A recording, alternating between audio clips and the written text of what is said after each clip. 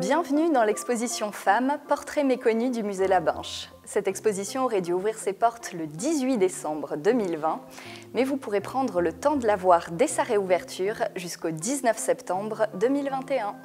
Cette vidéo d'une quinzaine de minutes a pour but de vous en donner un avant-goût en vous en présentant les grandes lignes et en vous montrant une sélection de quelques portraits. L'exposition s'inscrit dans un cycle lancé depuis plusieurs années, au cours duquel le musée valorise des œuvres exclusivement issues de ses collections. Le musée possède en effet un fonds très riche et varié, et ces temps d'exposition temporaire sont l'occasion de faire découvrir les œuvres conservées dans les réserves du musée. Comme son titre l'indique, vous allez donc découvrir des portraits méconnus du musée. Certains n'ont d'ailleurs jamais été montrés au public. L'exposition comprend 75 portraits et 46 personnalités différentes sont représentées. Certaines, comme Marie-Antoinette, sont très connues du grand public. D'autres, comme Augustine Rupin, épouse du premier conservateur du musée de Brive, ont une notoriété plus locale. L'exposition adopte une approche sociologique, historique et esthétique pour vous permettre d'acquérir les codes du genre du portrait féminin, les clés de lecture des œuvres. Elle retrace également une histoire du portrait, puisque sont exposés des objets allant de l'Antiquité au XXe siècle. Elle montre en outre en quoi ces portraits sont révélateurs de la place que les femmes occupaient dans la société, des rôles qui leur étaient assignés. En effet, la plupart de ces femmes ont été portraiturées par des hommes sous le contrôle de leur père ou de leur mari. On commence avec cette monnaie qui a près de 2000 ans, Faustine l'Ancienne, sur une monnaie romaine. Il prend place dans la section portraits numismatiques. Le musée conserve en effet un très grand nombre de monnaies, plusieurs milliers issues des collections fondatrices du musée Labinche. Parmi elles, ce denier posthume. Sur l'avers, Faustine y est représentée de profil. Son nom y est inscrit et permet de l'identifier. On peut y lire « Divine Faustine ». Au revers de la monnaie figurent des éléments en lien avec la personne représentée. Ici, une allégorie de la consécration. Vous pouvez observer les traits d'une femme debout, entourée de l'inscription « Consecratio ». Outil de propagande, la monnaie est un support privilégié du portrait. Elle permet une glorification de la personne représentée. Épouse d'Antonin le Pieux, devenu empereur en 138, Faustine devient alors impératrice. Il s'agit d'une monnaie posthume sur laquelle son époux la divinise, honore sa mémoire. Nous allons poursuivre avec un portrait sigillographique du Moyen-Âge. Un sceau est une empreinte laissée sur une matière malléable par une matrice. Il est l'image symbolique de la personnalité juridique d'une personne physique. Il sert à authentifier, à clore un document.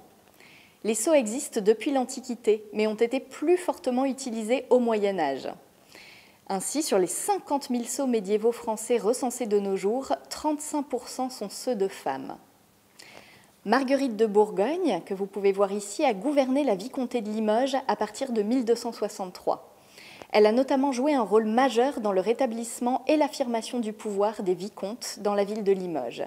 Voici la copie d'un des sceaux qu'elle utilisait. Sa forme en navette fait partie des plus répandues. On retrouve les codes propres au sceau féminin. La femme était en effet souvent représentée debout. Elle est vêtue d'une robe et d'un manteau ainsi que d'une coiffe à mentonnière.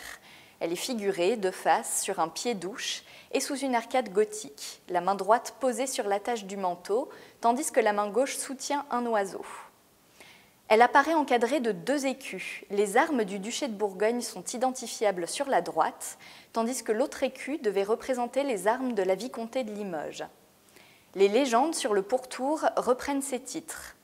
Le sceau est d'une taille nettement supérieure à ce qui se rencontrait le plus souvent et marque donc l'importance du pouvoir de cette femme dans la région limousine au XIIIe siècle. La section des portraits officiels présente notamment Marie-Thérèse d'Autriche, l'une des personnalités les plus puissantes d'Europe. L'impératrice est figurée à mi-corps, légèrement de 3/4, dans une robe bleue rehaussée d'un décor de broderie dorée sur le plastron et d'un col en dentelle. Ces manches en dentelle, qui étaient appelées petits bonshommes, sont retenues près du corsage par des perles. Ces habits de cour sont caractéristiques du portrait de cour en Europe au XVIIIe siècle. La richesse du costume est accentuée par le manteau rouge et ses bijoux. Cela vient souligner le rang de la personne représentée. Marie-Thérèse d'Autriche a régné sur de nombreux duchés. Elle est devenue impératrice du Saint-Empire romain germanique. Et c'est son rang d'impératrice qui est d'ailleurs valorisé.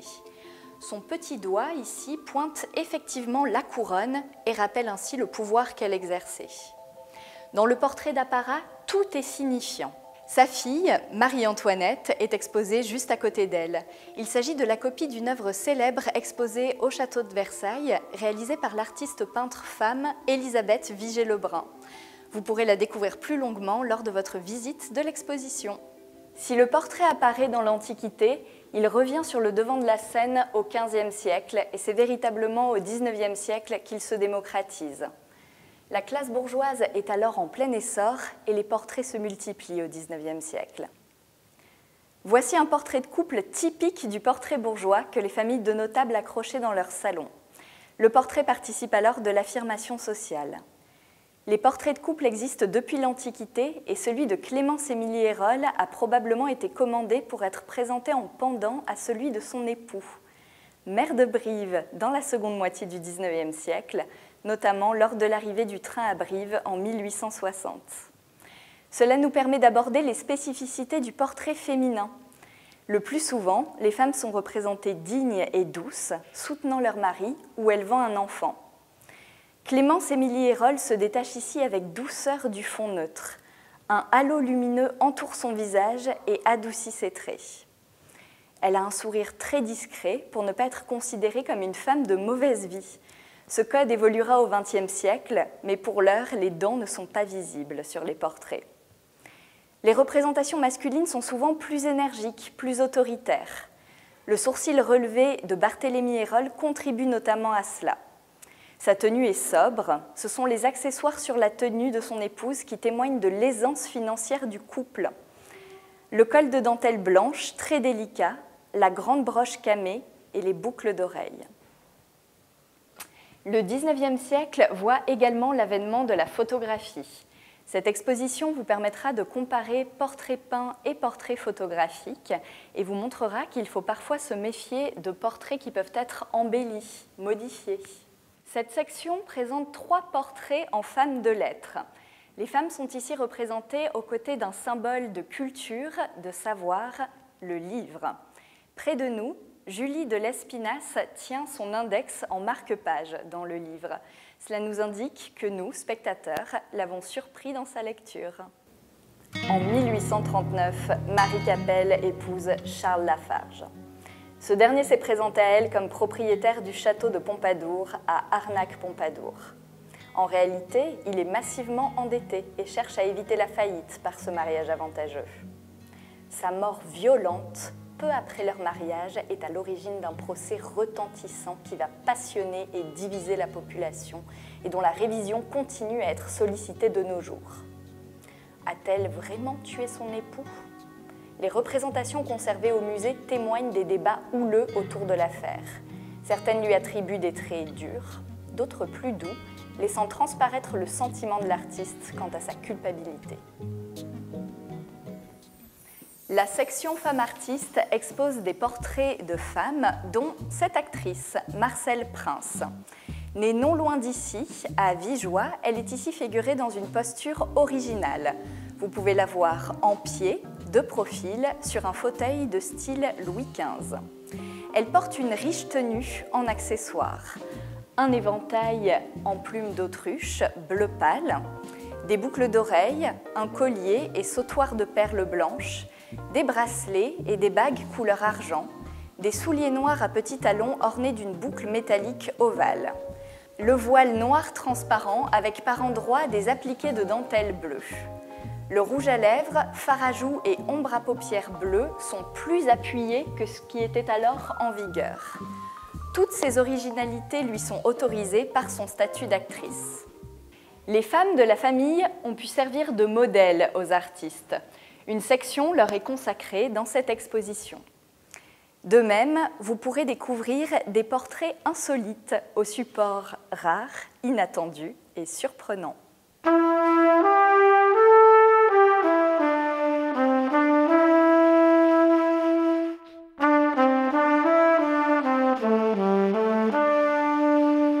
Le deuxième volet de l'exposition est consacré à la collection Campbell-Johnston. Il aborde le rôle du portrait comme outil de légitimation sociale. Germaine Campbell-Johnston, originaire de Corrèze, est issue d'un milieu modeste. Elle intègre par la suite la haute société. Les portraits de la grand-mère et de la mère de son époux, lui, issu d'une famille aristocratique très aisée, témoignent du rôle du portrait dans l'affirmation du rang et du statut social. Deux tableaux du peintre Benjamin Constant, portraitiste recherché de la haute société française de renommée internationale, sont présentés dans l'exposition. Ce portrait de Rosenda Campbell, grand-mère de Diarmid Campbell-Johnston, est monumental. Il est caractéristique des portraits mondains à la mode dans la seconde moitié du XIXe siècle. Il met en avant la richesse du modèle et nous domine, notamment avec le format choisi. Sa fille, Rosenda Isabelle Campbell, nous montre un visage clair-obscur caractéristique du peintre. Cela permet de souligner les traits du modèle, de donner du caractère à la figure. Elle pose les yeux mi-clos, que le peintre rend à la fois intense et absent. Elle occupe tout l'espace avec ce cadrage très serré, en une composition qui rappelle celle de portraits de pouvoir anciens. Le cadre, avec ses moulures très riches, participe au caractère luxueux de ce portrait. L'équipe de la conservation du musée a mené un travail de recherche important depuis l'été 2019 pour préparer cette exposition. De nombreuses œuvres ont été restaurées avec le soutien de l'État, c'est notamment le cas de celle-ci. Enfin, ces œuvres de la première moitié du XXe siècle montrent une évolution dans le genre du portrait féminin. Vous pourrez observer les coupes courtes à la garçonne et la bouche qui s'entrouvre pour laisser apparaître les dents. L'analyse de certaines œuvres de cette section a révélé des surprises. Vous les découvrirez lors de votre visite.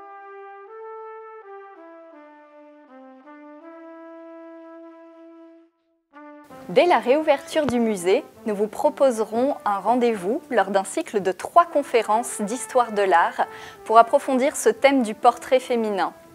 La parure, les femmes criminelles ou encore les femmes peintres seront présentées.